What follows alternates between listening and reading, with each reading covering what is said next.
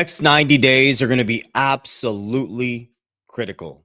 Today is June 18th, 2025. And I need you to really pay attention. If you're in cryptocurrency or you're wanting to become wealthy in these asset classes, you have to understand how these markets work.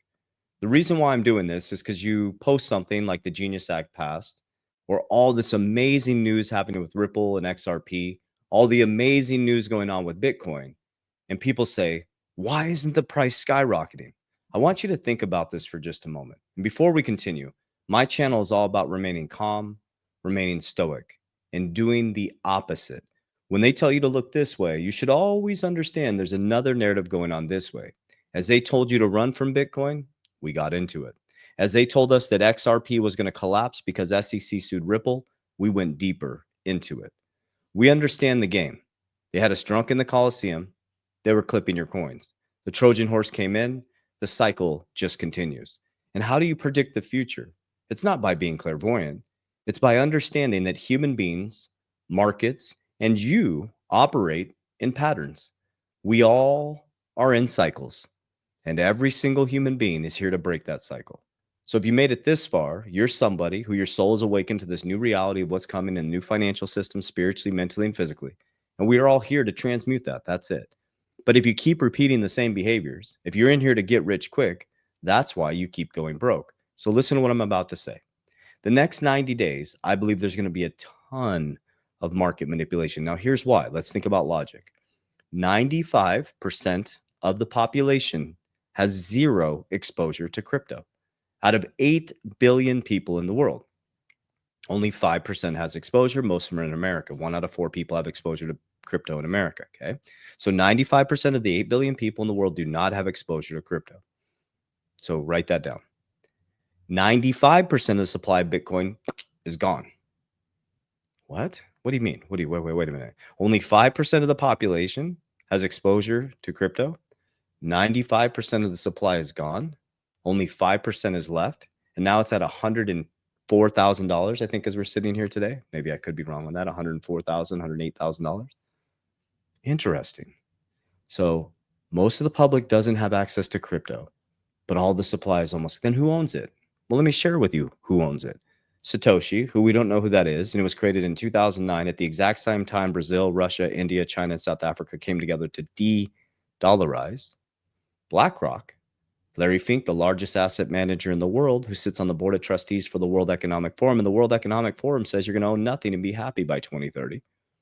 Next is Strategy B, which used to be MicroStrategy, a software company that in 2020, Michael Saylor made the genius move to become a Bitcoin treasury. And BlackRock is the number 3 holder in MicroStrategies. So they got exposure in their ETF, their IBIT ETF, which the public is coming into, and through Michael Saylor's Strategy B. Next is Grayscale, and then America. So logically, 95% of the public has no exposure to crypto. 95% of the supply is gone of Bitcoin. And the top 4 outside of the pseudonymous person, Satoshi, or anonymous person, Satoshi, is America. And number 6 is China. We have to really think about this for just a moment. The game has always been the same. That's how I built wealth in this asset class. And that's how I built wealth outside the asset class. Understanding that everything, it's very important, everything in nature has a wave of energy to it. There's nothing in nature that has a straight line. Markets go up, markets go down. There's a winner, there's a loser. Now, here's where it gets a little bit hairy. The big asset managers, Ray Dalio, who was against Bitcoin, is now like, maybe 5%, right? The guy that wrote The Changing World Order, who predicted exactly what's happening right now. Robert Kiyosaki, who's all in on Bitcoin now. The third wealthiest person in the world in Mexico, excuse me, let me not speak out of school there, is going all in on Bitcoin. Kathy Woods, heavy in Bitcoin. Should I go on? RFK, all of his wealth is stored in Bitcoin. JD Vance has $500,000 in cryptocurrency. The Trump family is going all in on Bitcoin, Ethereum. Trump posted about XRP, Solana, Ethereum, Bitcoin, ADA. Interesting. All the real world solid assets that we've been talking about since 2020. You have to understand America's at 130% debt to income ratio. If that was us, we'd be bankrupt. The country is bankrupt. China is bankrupt. But here's the caveat. Now they're saying the water's warm because guess what? Their bags are packed. So now it's like, bags are packed. Come on in. Put your floaties on. Come into the water. So yesterday, the Stablecoin Act passed, which is a historical day. But the reason why people get flooded out of this is the Ripple case ends and we go through all these processes and all this announcements come out and people think that, boom, it's just going to shoot through the roof. 95% of the public does not have exposure to cryptocurrency. We have a long run in tokenization. You are still very, very early. We're now heading into regulation. We're heading out of speculation to a legit asset class, into regulation and adoption. We're going to get into adoption, then we're going to go into full tokenization. The markets are at 3 trillion. I think Jack in our crypto scene, the actual markets are at 111 trillion worldwide. So we're at 3 trillion. That's how much growth we have of tokenization of all assets. So remove your emotion from this. Do your research. Stay out of the meme coin casinos. Get into real world RWA, real world assets that are going to change the infrastructure of the financial system. And let's pay attention to what is actually happening here. So remain stoic, remain calm. And on the back end of this video, I'm going to share with you exactly how I've done this. Okay. So Judy Shelton posted this. I love Judy Shelton. She was an economic advisor for Trump. I showed you some videos where she was on, she's starting to warm up to Bitcoin. Okay. She has not really talked a lot about Bitcoin, but she's starting to warm up to it. She's starting to see the value of it. She was on that girl's channel. Sorry, I forgot the girl's name. Great girl, Bitcoin, like more of a Bitcoin maxi, but she was teaching her about Bitcoin. And she's like, I'm starting to see the value in this, but I want to show you this, what she just posted. This is really important. Take a look at this. Gold leads all major assets in 2025. Bitcoin, look at this, guys. Gold was number 1, Bitcoin number 2, and then you go all the way down to the bottom. US dollar down 10%. Just stare at this chart right here. That's what I mean by inflationary versus deflationary.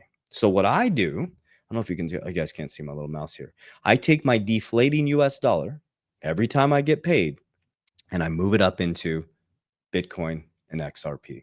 So I'm moving from something that's deflating by 10% and I'm moving into something that's growing about 50% on average over the last 10 years. I put it into XRP, and since 2020 to 2025, my XRP went up about, let me give you the exact number here. My XRP went up. It keeps going, obviously, up and down and up and down. 488%. Okay, at the peak, it went up 600%. My BTC has gone up 173% as of today. So if we look at this chart right here, I took it from the inflationary, devaluing dollar, to a deflationary fixed supply Bitcoin and XRP. That's how simple this is. And I'm not going to go into all the Genius Act news. I was just, that's what I wanted to talk about today. That's how simple the mechanism is. That's why Trump is now creating a Bitcoin strategic reserve. Here's what I believe is going to happen. Judy Shelton talked about this as well. Gold is extremely undervalued. Silver is extremely undervalued. So what they're going to do, I believe, this is what I believe, okay? Do your own research. You should always do your own research. Is they're going to revalue gold, right? Remember, we're at 130% debt to income ratio. Every single dollar in the system is debt. Did you see the treasuries at the bottom of that? I mean, that's crazy, guys. The bond market is at the bottom of the risk pyramid. It is not safe. Nobody's buying the bonds, right? They're printing to buy our own debt to sell it to you as one of the safest assets. So I believe they're going to revalue gold. I think they're going to take that on the balance sheet. It's just going to be an accounting measure. They're going to take the revaluation of gold, say it goes from 3,000 up to 10,000, right? They're going to take the revaluation, which is going to make a lot of wealth on the balance sheet. They're going to transfer some of that wealth over, just accounting mechanism, and buy Bitcoin. They're buying a deflationary asset that's going to be mined for another 116 years. Okay, you can't just release all the supply of Bitcoin. Only 5% is left. So every day it's going to become more scarce because you're going to have countries all over the world working to copy what Trump is doing. That's what CZ from Binance said. The CEO of Binance is traveling around the world teaching countries to do what America is doing with the Bitcoin strategic reserve. So if America's buying it and CZ's going around the world teaching countries to buy it, and they mine 450 a day, and America wants to buy 500 a day, you have what's called a supply and demand issue. So even if you own a Satoshi, a fraction of Bitcoin, cut out your Starbucks. Don't go out to eat every day. You would save 20 probably to $30 a day. Let's say you save $20 a day. This is what I did in 2021 on top of all my other investments, and keep investing and buying every single week, is I cut out all frivolous spending. Super disciplined. As you can see, I wear the same shit every single day. I got super, super disciplined with my finances. As my wealth went up, I didn't increase my lifestyle. I kept it exactly the same. As my income and my wealth increased, I increased my investable income, or I put my income into investable assets. So the first step that I did back in 2021, I started dollar cost averaging in hardcore. Okay. So think about that. If you cut out 20 bucks a day or even 10 bucks a day, cut out Starbucks, make your coffee at home. Take 5, maybe throw it into an asset called XRP. Take 5, throw it into an asset called Bitcoin. Set it and forget it and just let it ride for the next 10 to 20 years. You're taking that $10 that's inflationary. So that coffee is costing you money. It's inflated. Look how expensive coffee he's got. So you're taking something that you get paid and work really hard. So you're being devalued basically. I'm taking the 10 or the 20 or 100, whatever I'm doing daily, and I'm transmuting it into something that's going to pay my future family in the future. Then you're creating a leverage bank. Okay. So every single day, I dollar cost average into crypto. Okay. Every single week, I buy cash generating dividends that give me a pay raise every single month. I take that cash that I get paid from the dividends, I put my money aside for taxes, and I transmute 70% into Bitcoin, 30% into XRP. That's what I do. Okay. What's happening is I'm building a Bitcoin bank on this side. And then each month I pump money into my premiums, my monthly premiums, into my cash value life insurance. And now I have a leverage component. Now I have an insurance bank and a Bitcoin bank. That's why the banks absolutely hate cryptocurrency and decentralized finance, because you're taking the first position. What does that mean? When you put your hard-earned money in a bank and you have hundreds of thousands sitting in the bank, you literally are leaving it there. It's deflating every single day they print money. Okay. So it's losing value. It's inflating. Okay. The value of your dollar is going down. They're taking that. They're lending it to the next person walking in. So your hard-earned money sitting there, you're getting 1%. They're lending it out for credit cards, auto loans, mortgages. They're making 6%, 12%, 22% on a credit card. They're putting in the capital markets. So you're going to move into first position. That's what I did. I moved into first position. I keep it lean and mean in my personal accounts, enough to pay my debts and non-negotiables. Everything outside of that is either going into deflationary assets like Bitcoin and XRP for me, into my insurance policies, which is a supercharged savings. I not only have the supercharged savings index into the market, I have the access to my cash value by borrowing against the insurance company at 5%. If I borrow at 5%, I'm still making money on my cash value. It doesn't touch my cash value.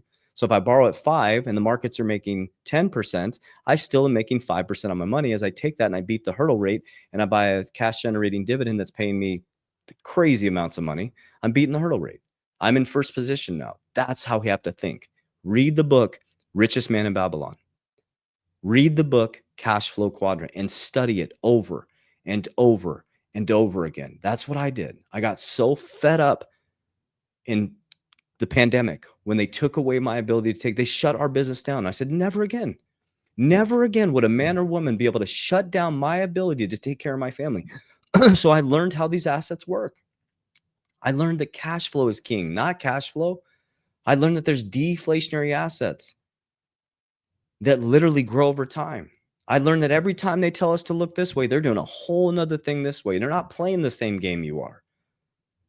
That's why Jim Rohn says you can give $1 million to every single person in society. Guess what? It ends up in the same 1%'s hands, because what they're going to do, Trump's big better bill is going to pass. They're going to lower taxes and they're going to pump a shitload of money into this economy. Americans are going to become wealthier in the physical. They're going to buy flat screen TVs, bigger cars, bigger boats, bigger houses, bigger, better iPhones. They're going to buy stuff. And the wealthy is going to take that money and they're going to buy real estate. They're going to buy gold. They're going to buy silver. They're going to buy Bitcoin. They're going to buy buildings. Wealthy people use leverage to buy more assets. Working class and working poor use leverage to make the wealthy wealthier. We have to wake up, family. Leverage is superpower. That's the only way. If everything in the system is debt, you have to learn how to leverage. Someone said to me, well, that's irresponsible to leverage your assets to buy more assets. I said, wait a minute. I said, let me ask you a question. Do you have a car? I said, yeah. I said, do you have an auto loan? They said, yep. I said, do you have a home mortgage? They said, yep. And I said, you believe in leverage too. Your leverage takes away from your future family. My leverage actually makes my family wealthier. I don't have a personal car. My cars are through my business. I will not buy a personal car. Like my cars are through my business. I have a business at home. I have a business here. And so I'm able to drive back and forth and, I'm always doing business. My life is this. This is what I do. I own companies that allow me to use my vehicles. I don't want to own a personal car. It doesn't make any sense, right? It's taken away from my future family. There's things that I want. I want a wake boat. I cannot wait to get a wake boat, but I can because I'm not going to buy a $250,000 wake boat that's going to take away all this income from my family when I could wait patiently to take an asset, profit, to put it into an insurance policy, leverage the insurance policy, and buy a cash generating dividend or a cash generating asset that pays for the liability. That just takes patience.